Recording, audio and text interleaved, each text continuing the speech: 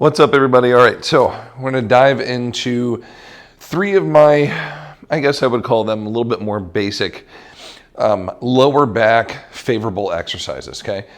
So first off, the reason I'm laying here on the floor is not just to stabilize my lower back, but be in a position where I could put my feet up on the wall and use this now as my new floor, okay?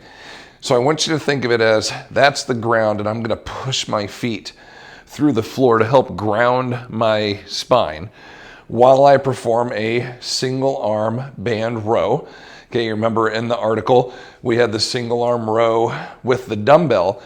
Well, this one, instead of me grounding with my hand, I'm gonna support my lower back and then create that overload of tension that I have to stabilize harder on my left leg because I'm pulling with my right hand, okay? So there's my contralateral setup, but this is a very mild version of that. So I can knock out, 8 to 12 reps, whatever we're gonna do here, and then go to the other side and I get my transition, okay? So once that one's done, we can let go of that guy without breaking anything. Our next one is a little anti-rotation work. Now, again, for the setup, okay, same position here on the wall. I would love it if that anchor was 2 feet over, okay, and right next to me. But for the value of what I can show you here, this is about as close as I could get it. So this is the Pallof press or the Pallof hold. But again, in this low back supported position with both feet pushing, grounding to the floor. Now, I'm not pushing so much where my butt comes off the ground. I'm just engaging. And this is keeping me from overarching my back or over flexing or tucking my butt. So I'm gonna hold tension. I'm gonna brace it into the center, and you can either interlock your hands and brace here for your Pallof hold. And now my tension here, because the tension is in the band is pulling from the right, my right leg is doing more engagement to not allow me to get pulled to that side. So I'm locking in here a little tighter ipsilaterally, right side tension, right side brace, okay? Ipsilaterally to go with my contralateral rows I just did a second ago. So I would hold and then I'd move my tension band over there. Now the best version of this is if my coach is holding the band, then I hold tension and coach starts walking around me to the other side, and I have to stabilize here and not allow the band to get pulled back in any other direction. I have to stabilize and hold it here while they're walking around and walking back. That's really good. Okay, that's probably one of my favorite ones to do. And then last but not least, come here, buddy, is just a regular old school pullover, but braced with my feet against the wall here, and again, giving me the opportunity to lock my core down, engage and hold tight. And I don't start at 90 degrees, I start at 80 degrees, okay? So I have tension in my lats. My lats are off, my lats are on. Lats are off, lats are on. So I want my lats on, my serratus on, my subscapularis, all that, intercostals, everything engaged. And then I'm gonna reach all the way overhead, touch the floor if I can, and return right over my forehead. So there's my range of motion. Now, while doing this, I'm just constantly bracing and pulling down with my core.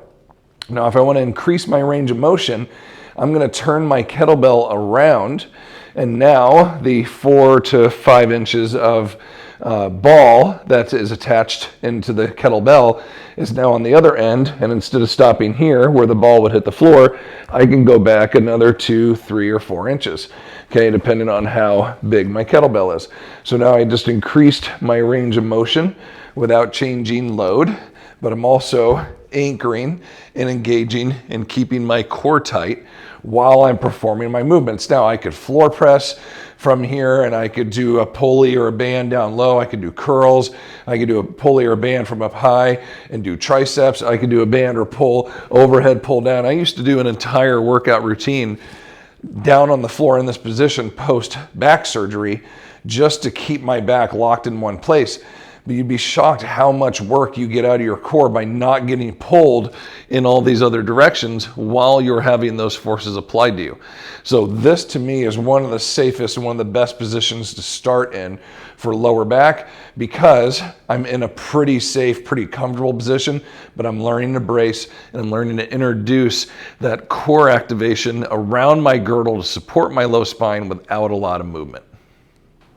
3 of the more advanced movement patterns that I like to do for my clients with lower back discomfort are the following. Single arm kettlebell deadlifts.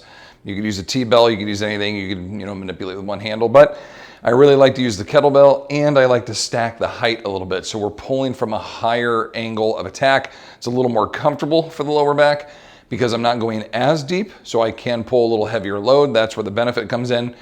And the unilateral loading of one side does create rotation and some deeper flexion in this position. That's a little bit, well, obviously non-traditional, but it doesn't allow for bilateral dominance or for one side of my lower back to compensate for the weaker one, because as I address one arm and then the other, I'm gonna expose one weaker side no matter what, right? So I may feel when I lift with my left hand that it's easier, that holding on to it isn't as much of a struggle, etc. But then when I grab with my right hand, maybe I struggle more. Why am I struggling? Is it because of my grip? Is it because of my lower back discomfort or my lower back pain from my QL not being as strong on my countering side, etc.? More than likely that is the case, okay? So I'm about 4 inches higher than I would normally pull off the floor bilaterally, a little higher, and I'm a little heavier, okay? So I'm going to step to my straddled position. I'm going to put my handshake down the center. Now, as a normal bilateral deadlift, I would grab with both hands pronated, but because I'm going to do a single arm, I'm going to turn my kettlebell long ways, and I'm going to do a handshake grip. So hands right down the middle like you're going to shake hands, okay? I'm going to push my hips back, take a nice deep squat. Now, as I'm engaging, I am having to pre-turn my shoulders a little bit. That's the beauty of this. And as I pick up with my right hand, my left QL, left erectors are going to engage and cross up right around my thoracic spine. They're going to go from my left erector, dominant counter, to my right thoracic up towards my cervical erector spine, across my shoulder girdle and down into my right shoulder socket. So I'm going from left counter hip to right counter shoulder by turning and picking up with this single hand range of motion, higher aspect deadlift. I do my set of 8, 10, 12, whatever I want to do, and then switch to the other side. Gives me that little pre-turn, a little bit more of a exposed position, but we're gonna do that in real life, so that's something I need to train for, okay? From there, I'm gonna go to, and you saw this in the article, the half kneeling. Now he did a half kneeling Pallof press. I'm going to do a half kneeling overhead press. Now kettlebell, dumbbell, fat bell, whatever you want to use, and I like a little bit of rotation on my overhead. It just feels a little more comfortable for my shoulders while I'm working a range of motion. I could even do cleans and or snatches from this half kneeling position, okay? Which is a comfortable angle of attack. I could do a clean and jerk from here. I could do full snatches from here. This half kneeling position teaches you to be stable and still on the right side and expose your left side to create that break at the hip. But it's not a perfect 90 degrees. It's a slight angle, because if I go straight, I'm gonna clip the weight into my thigh. I've got to break off to the side a little bit, even pivot my foot a little bit if I really want to work here comfortably and work at this side angle, which does what? It exposes us, just like we talked about, right? It's going to expose me a little bit, just a little bit, and I'm putting into better positions that are going to be real life applicable. Now, after that one, last one here, kind of look at everything we went through, okay? We had a pull, we had a lateral anti-rotation, we had a overhead pull over, we have an overhead press, we have an anti-rotation hinge. What's the one thing that we're kind of missing is like a high angle pull or a horizontal push. We talked about performing that floor press position, right? We could always do that. You could do a single arm bench press, okay? Single arm bench, laying on the back, single arm, no weight on this other side. It's a counter hip, just like we talked about here. Left hip to right shoulder, etc. You feel like you're gonna fall off the bench, but you don't. You could do it unsupported, meaning you're in a high bridge and only your shoulder blades are on the pad. Just giving you ideas.